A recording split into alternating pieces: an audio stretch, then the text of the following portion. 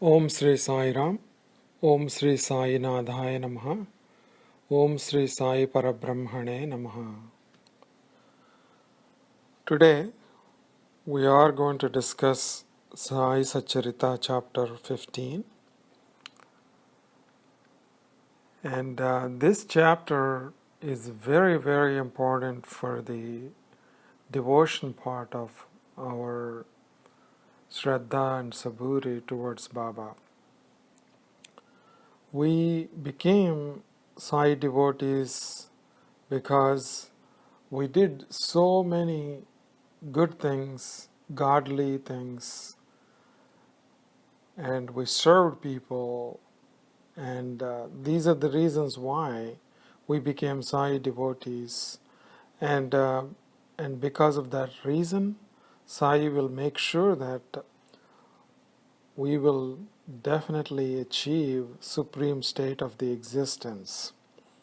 The reason why we are born, he will make sure that if we understand that part of the spirituality, when we have full devotion and when we can have complete faith in our Guru, Guru will definitely free us from attachment, and they will receive ultimate happiness and peace, and they will be very content in their lives. Sai never wanted any extravagant preparations, like you don't need any extraordinary kind of rituals that you need to do to get the blessings of Baba. Baba always liked simplicity. In general, it's a good idea to spend time in godly activities, but we have to be careful not to get carried away and completely miss the boat, that is devotion. Our goal is to know God within us, and all the outward things that we do as in the form of rituals, they are good initially to keep our mind not get distracted, but in the end we have to be careful because they will haunt us in the form of ego, because I am like this, I will only do this way because I'm the best, I can do this way, nobody else can. All these kind of thoughts will obstruct our path in the spirituality. So Baba gave good lessons on the simplicity. Once Dasaganu was going to do a katha, that is like a harikatha at Shirdi. So he was dressed with a long coat and a lot of other accessories. And then after wearing all those things, he came to get the blessings of the Baba. That was the usual custom. So when Baba saw him, he asked him, "Oh, you were dressed like a bridegroom. Where are you going so dressed up?" And Dasaganu says, "I'm going to perform a kirtan." And Baba immediately says that, "Why have you taken so much trouble over dressing up like that? Why do you have long coat, aparna and feta? We do not need all those things. Take them off in front of me. Why burden your body with them?" And then because Baba says so, he takes all of them and prostrates at his feet. Since then, Dasaganu stopped wearing the upper garment and makes no show of things, like he's not wearing all those accessories. He carries the chiplis in his hands and a mala in his neck at the time of the kirtan. That's all he was wearing. Though this is generally not accepted, it is of a pure origin. This was the tradition of Narada, the most enlightened sage in our Puranas. This is the original school of Naradiya Kirtan from which the Haridasa concept originated. They did not bother about the outward glamour, but stressed the purification of the soul. Only the lower half of the body was covered. And Narada used to have the chiplis, and then the veena was played. And always, constantly, he was chanting Hari's name.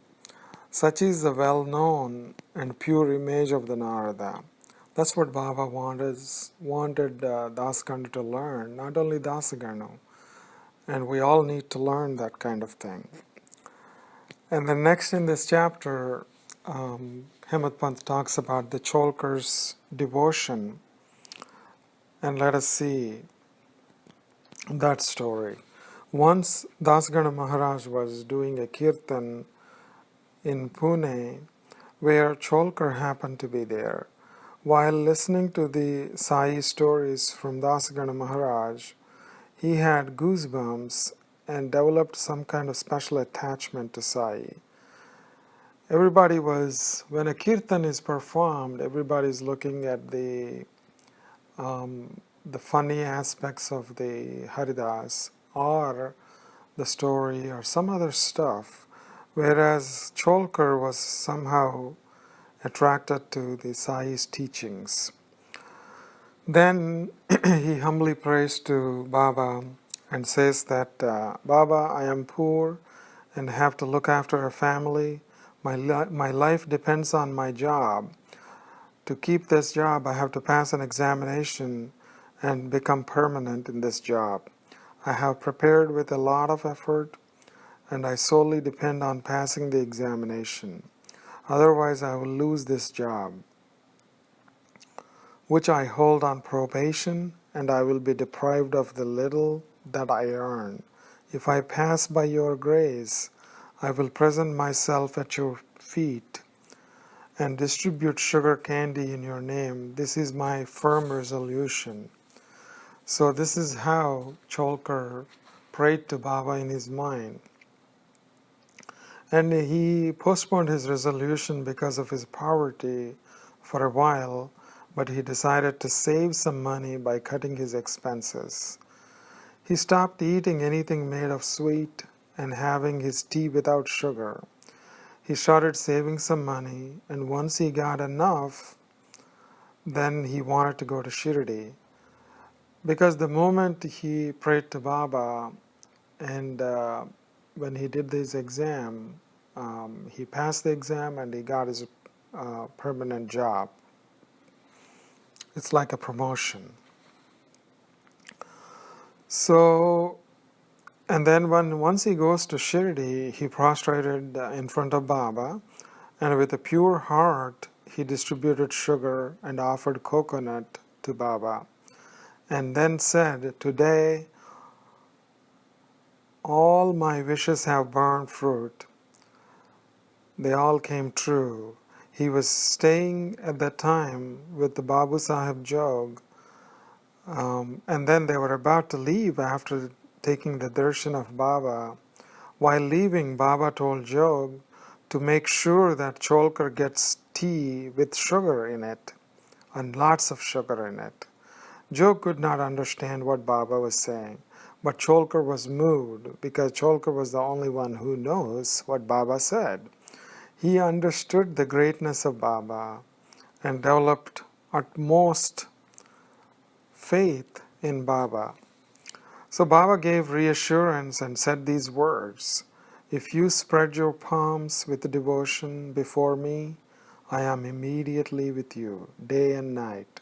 Though I'm here physically, still I know what you do beyond the seven seas. Go wherever you wish, over the wide world. I am with you.